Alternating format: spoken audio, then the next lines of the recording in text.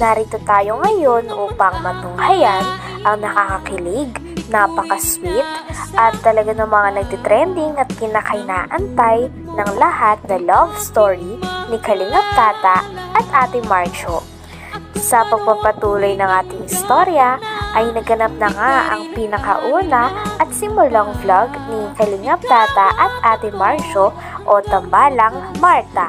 Talagang napakatagal lang inaantay ito ng mga manonood, kaya naman nang lumabas ang vlog na to ay talagang sobrang kinilig ang mga viewers.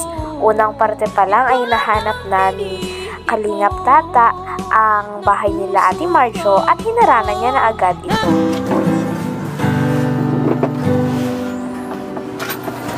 Pinamasdan kita nang hindi mo alam na pangarap ko ikaw ay akin.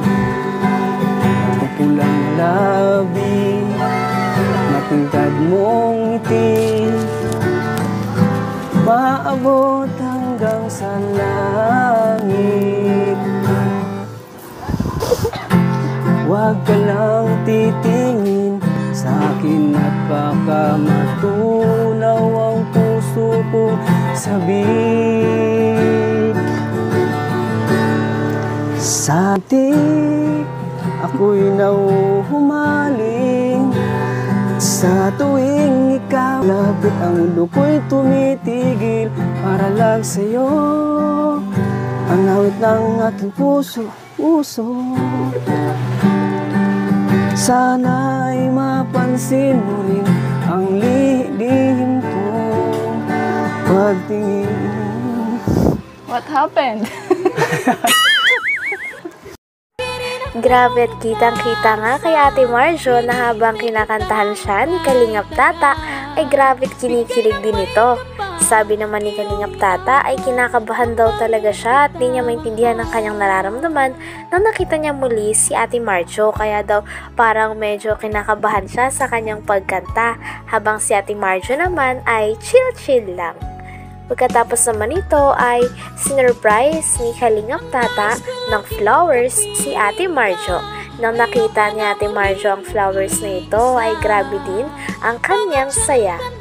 Grabe na din talaga magpakilig si Kalingap Tata, at sabi pa nga nila ay bagong gising lang daw noon si Ate Marjo kaya inantay pa nila. Para sa'yo, Jo. Ganun. Thank you.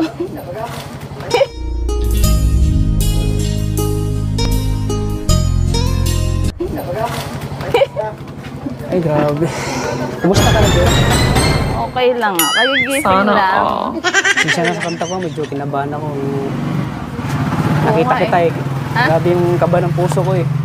Ganun? Kanina hindi pa ako kinabahan. Nung nakita, grabe yung kaba ko. Oh? Baka di pa kayo kumain. Bakit mo nahulaan? Ha? Di pa nga kami kumakain eh.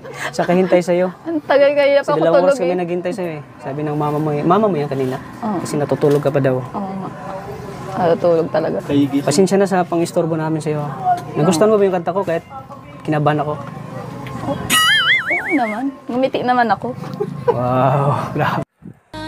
Grabe at first vlog pa lang ay talagang may pabanat na si Kalingap Tata na talaga namang nagpakilig kay Ate Marjo, lalo na sa mga manonood.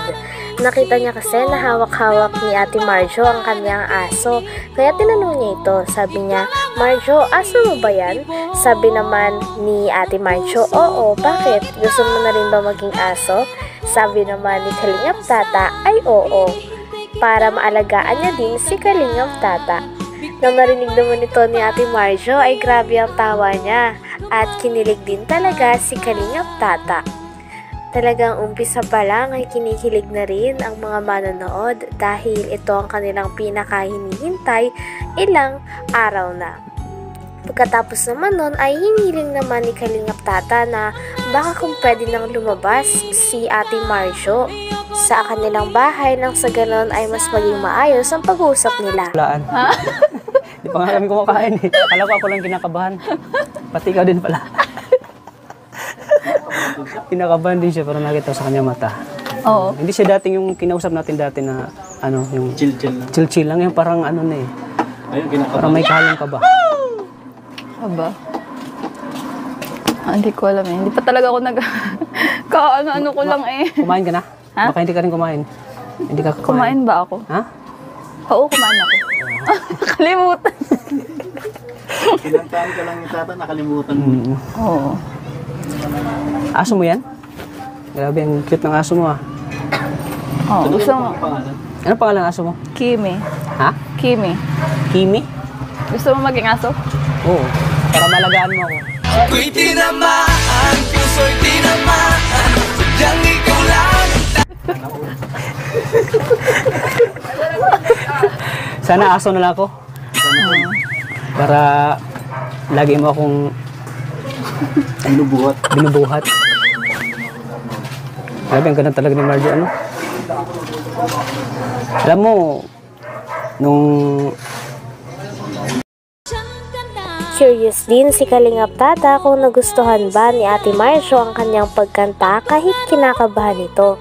Sabi naman ni Ate Marjo ay okay na okay pa rin sapagkat napangiti pa rin siya sa kanta ni Kalingap Tata na Sa Iyong Ngiti. Pagkatapos naman nito ay kinakabahan pa nga rin si Kalingap Tata dahil ito ay kanyang pinakahinihintay. unang kita ko pa sa'yo. Tapos, nung gabi na natutulog ko, napapanaginipan kita eh. Ang ganda kasi ng ngiti mo.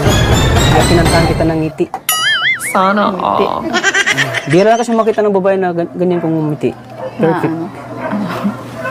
Oo, tingnan mo. Grabe, ang ganda. may ano sana ako, ako yung sa iyong ngiti pala. Na humaling, gano'n. Oo. Pwede bang Sana pwede bang lumabas ka muna dyan sa tindahan mo? Ay, hindi. Forever akong dito. Hindi ako labas. Yun lang. Pwede bang makausap kita dito sa labas? Okay lang sa'yo? Ha? Nabulan na tuloy ako. Hindi ko alam yung nararamdaman ko eh. May akalong kabahan na alam mo, sobrang saya ko ngayon. Ano, Marjo, na nakita kita ulit. Nakita ko yung kagandahan mo. Ilang buwan ka na bang hindi mo nakikita? Sana all. Ay, halo. Pagkatapos nga ng napakatagal na paghihintay ni Kalingap Tata simula nung unang vlog pa lang nila, ay sa wakas lumabas na si Ate Marjo sa kanyang tindahan. First time nga makita ni Kalingap Tata si Ate Marjo ng harapan at talagang nakatabi niya pa ito habang nagkikwentuhan sila. Talagang hindi nga rin makapaniwala si Kalingap Tata na nasa tabi niya na si Ate Marjo. Pagkatapos naman nito ay sinasabi nga ni Kalingap Tata na talagang si Ate Marjo ang kanyang naiibigan na kahit napakarami na niyang nakitang magandang babae ay kakaiba talaga ang ganda ni Ate Marjo. Kaya naman unang kita niya pa lang ay nabighani kaagad siya. Sabi naman ni Ate Marjo ay sa pool, kaya mas kinilig si Kalingap Tata. Galit ba? Diet ako. Diet? Joke lang. Nagda-diet din naman ako. Pareho tayo nagda-diet.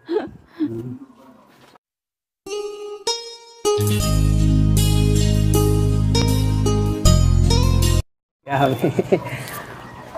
Kanina pa talaga kayo? Oo. Kanina pa kami.